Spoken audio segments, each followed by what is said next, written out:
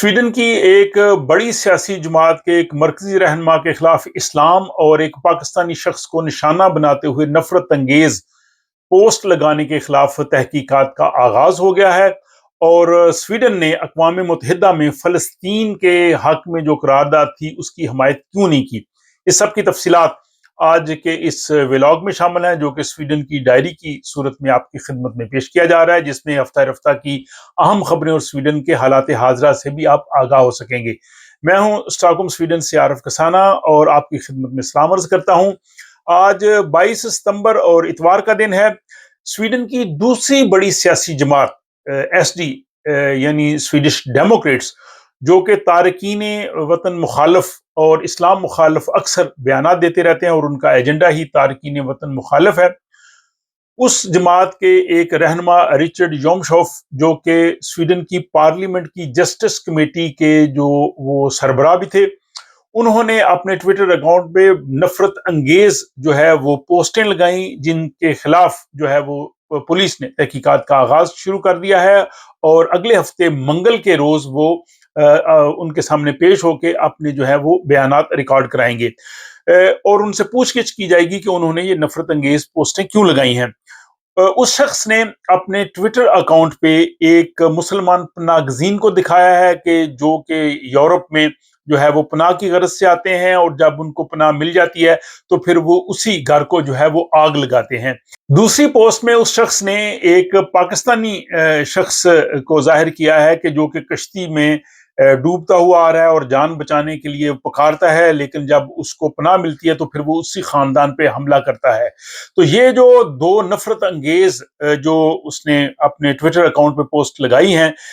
इसके खिलाफ जो है वो तहकीकात हो रही हैं। कानून के मुताबिक आप किसी नस्ली या मजहबी ग्रोह के खिलाफ जो है वो नफरत अंगेज पोस्ट नहीं लगा सकते। आप मजहब के खिलाफ बात कर सकते हैं, लेकिन ग्रोह के लोगों के खिलाफ बात नहीं कर सकते। जब इस बारे में एसडी के लीडर से ये पूछा गया कि उसने ये ऐसी पोस्ट क्यों लगाई है, तो उन्होंने कहा कि ये इस्लामिज्म का मसला है, ये जो है कोई इससे एग्री करे या ना करे, लेकिन ये आज़ादी राय है। लेकिन ये पहला मौका नहीं है कि उस शख्स ने इस्लाम के खिलाफ ऐसी पोस्ट लगाई। इससे पहले भी उसने पैगंबर इस्लाम के खिलाफ बहुत तौहीन अमेज जो है वो पोस्ट लगाई थी अपने ट्विटर अकाउंट पे, जिसपे यहाँ की जो हिज़्ब इख्तिलाफ की जमातें हैं, उन्होंने वज़ीर आज़म से मुतालबा किया था कि उनको पार्लियामेंट की जो जस्टिस कमेटी है उससे उनको जो है वो बरतरफ किया जाए, लेकिन वो अपनी उस पोस्ट पे मौजूद रहे। लेकिन हालिया जो उन्होंने पोस्ट लगाई है और अब उनके खिलाफ तहकीकात शुरू हो गई है, तो अब उस शख्स ने जो है वो उस पोस्ट से इस्तीफा दे दिया है। इस हवाले से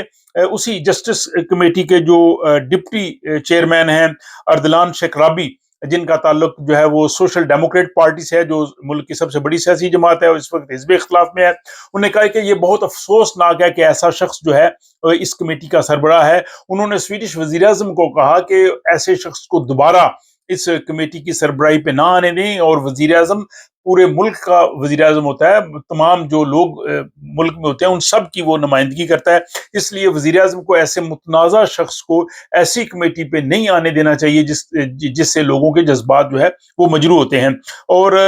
इसके बाद जो लिबरल पार्टी है, जो कि हुकूमत की इत्तेहादी पार्टी है, उसके जो सेक्रेटरी हैं उन्होंने कहा है जी कि जो उसने इस्तीफा दिया इस वक्त इस कमेटी से, उस अच्छा किया, उसके खिलाफ जो है वो तहकीकात जो है वो होनी चाहिए।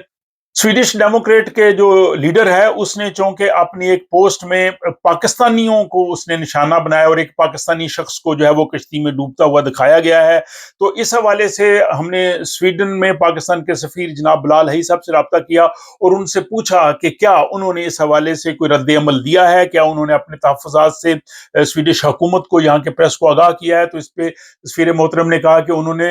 जो सफारती आदाब है उन सबको मद्देनजर रख के बहुत मुनासिब अंदाज में और जो हमें रद्द अमल देना चाहिए था वो हमने इस पर रद्द अमल दिया है। तो अब देखते हैं कि जब वो शख्स 24 सितंबर को मंगल के रोज कमेटी के सामने पेश होता है, तो फिर वहां पे जो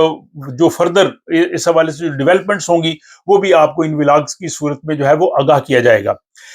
अगली खबर यह है कि स्वीडन ने अक़वाम मुत्तहिदा में फ़लस्तीन के हवाले से जो करारदाद पेश हुई, जिसमें यह कहा गया कि इसराइल जो है वो फ़लस्तीनी इलाकों से निकल जाए,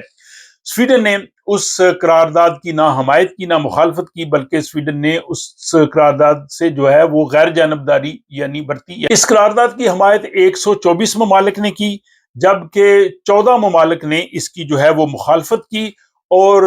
42 ممالک 42 ملک جو تھے انہوں نے نہ اس کی حمایت کی نہ اس کی مخالفت کی۔ تو سویڈن بھی ان ملکوں میں شامل ہوا جنہوں نے اس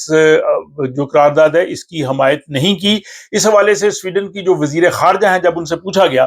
کہ انہوں نے اس قرارداد کی حمایت کیوں نہیں کی، تو انہوں نے کہا جی کہ ہم نے اپنے ہم خیال ممالک جو ہیں ان سے مشورہ کیا اور ہم نے ان سے مل کے حکمت عملی جو ہے اختیار کی۔ ڈنمارک نے بھی اس قرارداد کی نہ مخالفت کی نہ حمایت کی، لیکن دیگر جو نارڈک ممالک ہیں جن میں ناروے ہے، آئس لینڈ ہے اور فن لینڈ ہے، انہوں نے اس قرارداد کی حمایت کی۔ سویڈن شروع سے ہی فلسطینی کاز کی حمایت کرتا رہا، اور سویڈن یورپ میں پہلا ملک تھا جس نے فلسطین کو تسلیم کیا اور ان کا سفارت خانہ یہاں پہ بنا۔ لیکن جب سے یہ حکومت چینج ہوئی ہے تو ان کی فلسطین کے حوالے سے پالیسی جو ہے وہ تبدیل ہوئی ہے، اور حزب اختلاف نے، جس میں سوشل ڈیموکریٹ پارٹی اور لیفٹ پارٹی، انہوں نے کہا جی کہ یہ بالکل نامناسب رویہ ہے، سویڈن کی جو ہے وہ جو خارجہ پالیسی ہے یہ درست سمت میں نہیں ہے، ان کو فلسطینیوں کی حمایت کرنی چاہیے تھی۔ اس حوالے سے جو لیفٹ پارٹی ہے انہوں نے کہا جی کہ جب پارلیمنٹ کا اجلاس ہوگا تو پارلیمنٹ کے اجلاس میں ہم حکومت سے پوچھیں گے کہ انہوں نے فلسطینیوں کے حوالے سے اس قرارداد کی حمایت کیوں نہیں کی۔ اس کے بعد جو رائے عامہ کے جائزے ہیں، اور سویڈن کا سب سے بڑا اخبار ہے ڈی این، اس نے جو بتایا ہے کہ اس وقت جو پارٹی پوزیشن ہے اس میں گرین پارٹی نے کافی گین کیا ہے، اور گرین پارٹی کو اس وقت 7% لوگوں کی حمایت حاصل ہے، جو لیفٹ پارٹی ہے اس سے 9% لوگوں کی حمایت حاصل ہے، اور سوشل ڈیموکریٹ بدستور سب سے بڑی جماعت ہے، اس کو 31% لوگوں کی حمایت حاصل ہے، جبکہ سینٹر پارٹی 5% پہ کھڑی ہے۔ دوسری بڑی سیاسی جماعت جو ہے وہ ایس ڈی ہے، سویڈش ڈیموکریٹس، ان کو 21% لوگ پسند کرتے ہیں، جبکہ جو حکمران جماعت جن کے اس وقت وزیر اعظم ہے اولف کرسٹنسن، ان کی جماعت 19% پہ آ گئی ہے، وہ تیسری بڑی سیاسی جماعت ہے، اور ان کی جو اتحادی جماعت ہے کرسچن ڈیموکریٹ وہ 4% پہ ہے، اور ان کی تیسری اتحادی جماعت لبرل پارٹی صرف 3% پہ ہے۔ تو اگر آج انتخابات ہوں تو لبرل پارٹی جو ہے پارلیمنٹ سے باہر ہو جائے۔ اس سے اگلی خبر یہ ہے کہ سویڈن اور فن لینڈ کے وزرائے اعظم نے ملاقات کی ہے، اور اس ملاقات میں یہ طے پایا ہے کہ دونوں ممالک سرحدی تجارت کو جو ہے وہ مزید بڑھائیں گے، اور اس میں جو ہے اور بہتری کریں گے۔ اب دونوں ممالک جو ہیں وہ نیٹو میں شامل ہیں، اور سویڈن اور فن لینڈ چونکہ سرحدی اور ملک ہیں، نارڈک ممالک میں بھی شامل ہیں، تو اس لحاظ سے دونوں میں بہت تجارت ہوتی ہے۔ تو یہ تھی جناب آج 22 ستمبر اتوار کے روز سویڈن کی ڈائری۔ اس حوالے سے آپ اپنی رائے کا ضرور اظہار کیجئے، آپ کمنٹ باکس میں اپنے کمنٹس لکھ سکتے ہیں۔ اگر آپ کو یہ پسند آئے تو اپنے دوست احباب سے شیئر بھی کر سکتے ہیں، اور اس کے ساتھ ہی مجھے جو ہے اجازت دیجیے۔